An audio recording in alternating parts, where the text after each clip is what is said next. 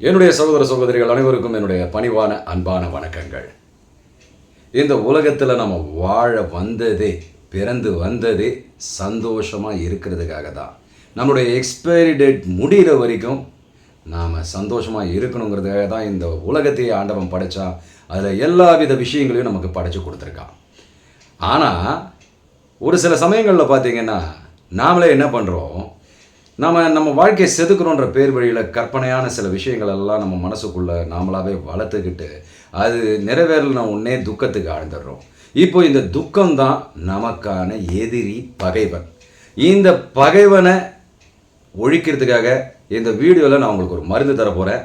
இந்த வீடியோவை முழுசாக பாருங்கள். அப்போ அந்த மருந்து என்னன்றது உங்களுக்கே புரிஞ்சிடும். வாங்க வீடியோக்குள்ளே போகலாம். அதாவது நல்லா ஒரு விஷயத்தை கவனிங்க. நம்ம குழந்தை பருவத்தில் தான் எல்லாருமே வந்திருக்கோம். இந்த குழந்தை பருவம் இருக்கும் பொழுது நம்ம எதை பற்றியுமே கவலைப்பட்டது கிடையாது.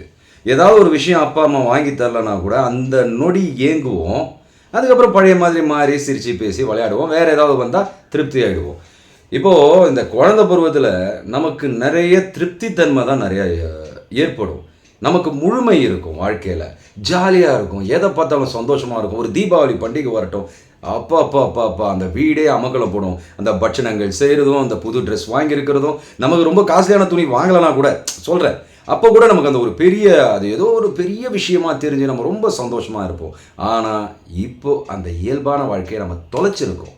கால ஓட்டத்தில் எல்லாத்தையும் நாகரீகம் மேம்படுது மேம்படுது மேம்படுதுன்னு சொல்லி நம்மளுடைய சுய சந்தோஷங்கள் அனைத்தையும் நம்ம இழந்துட்டோம். அதெல்லாம் திரும்ப வரணும்னா பெரியவங்க சொல்கிற மாதிரி குழந்தையாக மாறணும்.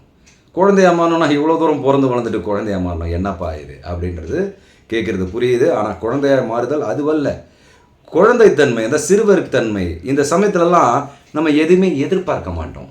நம்ம வாழ்க்கை இப்படி ஆகணும் அப்படி. ஒரு சமயம் நான் சொல்லுவேன், நான் மிலிட்ரிக்காரன் ஆக போகிறேன், நான் டாக்டர் ஆக போகிறேன். அப்பப்போ மாறிக்கிட்டே இருக்கும். ஆனாலும் அந்த மாறுதலில் நம்ம மனசு போகாமல் நாம் அந்த க்ஷணத்தில், அந்த குதூகலத்தில், அந்த சந்தோஷத்தில் மூழ்கி இருப்போம். அதை நாம் இப்போது அது மாதிரியே மாறணுன்றது தான் பெரியவங்க சொல்லியிருக்காங்க, குழந்தையாய் மாறுன்னு. இப்போ இந்த குழந்தைத்தன்மை என்ன பண்ணும், எதையுமே பெருசாக கற்பனை பண்ணிக்கிட்டு இருக்காது. என் வாழ்க்கை இப்படி தான் இருக்கும், அப்படி தான் இருக்கும்லாம் போடாது. வாழ்க்கை எப்படி இருக்கோ அப்படியே ஏற்றுக்கும். அவருடைய சிரிப்பு பார்த்திங்கன்னா அழகாக மலர்ந்துருக்கும். ஆனால் நமக்கு அந்த மலர்ச்சி இல்லாததுக்கு காரணம் நம்ம வாழ்க்கையை நாம் செதுக்கிக்கிறோம். தப்பு கிடையாது, செதுக்கிக்கலாம். ஆனால் இயற்கைக்கும் நம் வாழ்க்கையும் ஒன்றி போயிருக்கு. ஆனால் நாம் தான் மனசுன்ற ஒரு ரீதியில் பல கற்பனைகளை வளர்த்துக்கிட்டு அது ரெண்டுத்துலேருந்து தனிப்பட்ட முறையில் போய் நின்றுக்கிட்டு இப்படி இருக்கும் அப்படி இருக்கும் கற்பனை பண்ணிட்டு இருக்கோம். ஆனால் நடக்க போகிறது ஒன்று தான். இயற்கை என்ன நிர்ணயிச்சிருக்கோ, நம்மளோட வாழ்க்கை எப்படி அமையணுமோ அதை தான் விதின்னு சொல்லுவாங்க.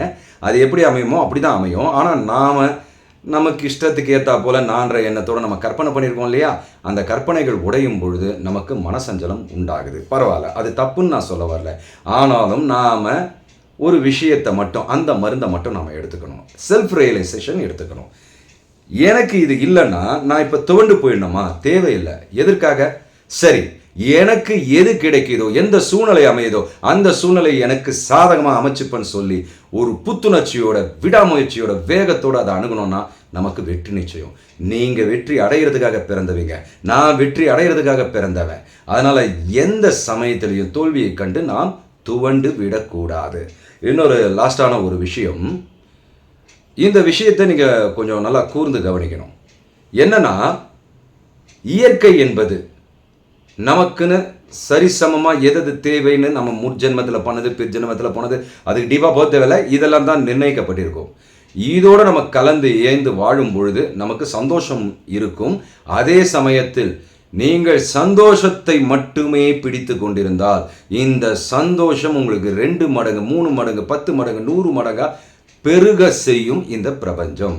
அதனால் எப்பயுமே பாசிட்டிவான திங்கிங். நமக்கு ஒரு சமயம் நல்லதே நடக்கலை, நமக்கு எதிராக ஏதாவது நடந்ததுன்னா கூட, ஐயோ எனக்கு எல்லாம் எதிராக நடந்துச்சு, நான் நினச்சது எதுவுமே நடக்க மாட்டேங்குதுன்ற அந்த நெகட்டிவ் வேணான்ற. நடக்க மாட்டேங்கும் போது பிரபஞ்சம் அதையே கொடுக்க ஆரம்பிச்சிடும். நீங்கள் எதை கேட்கிறீர்களோ அதுவே கொடுக்கப்படும். அதனால் நீங்கள் கேட்குறத பத்திரமாக பாசிட்டிவாக கேளுங்க, நெகட்டிவ் வேண்டாம். நம்ம வாழ்க்கையை சந்தோஷமாக வாழறதுக்காகவே நாம் பிறந்திருக்கோம். நன்றி, வணக்கம், ஜெய் ஹிந்த்.